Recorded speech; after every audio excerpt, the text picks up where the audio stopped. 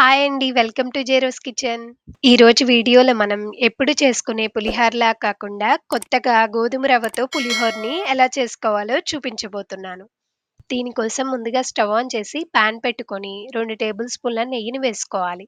మీరు కావాలంటే నూనె కూడా వేసుకోవచ్చండి. పులిహోరకి నెయ్యితో పోపు పెట్టడం వల్ల కమ్మగా ఉంటుంది. ఇందులో ఇప్పుడు ఒక టీ స్పూన్ ఆవాలు, హాఫ్ టీ స్పూన్ జీలకర్ర, ఒక టీ స్పూన్ పచ్చిశనగపప్పు, కట్ చేసుకున్న పచ్చిమిర్చి ఒక 2, 3 వేసుకోవాలి. ఇక్కడ పచ్చిమిర్చి మీ కారానికి తగినన్ని వేసుకోండి. కొంచెం కరివేపాకు, 2, 3 ఎండుమిర్చి, పావు టీ స్పూన్ పసుపు వేసుకొని బాగా ఫ్రై చేసుకోవాలి. ఇప్పుడు ఇందులో 2 కప్పుల దాకా వాటర్‌ని యాడ్ చేసుకొని రుచికి తగినంత ఉప్పు వేసి వాటర్ బాగా బాయిల్ అయ్యాక ఒక కప్పు దాకా గోధుమ రవ్వను వేసుకొని కుక్ చేసుకోవాలి. ఈ రవ్వ కుక్ అయ్యేలోపు ఇంకో పాన్ పెట్టుకొని ఒక టేబుల్ స్పూన్ నెయ్యి వేసుకొని 2 టేబుల్ స్పూన్ల పల్లీలు, ఒక టేబుల్ స్పూన్ దాకా జీడిపప్పు వేసుకొని బాగా ఫ్రై చేసుకోవాలి.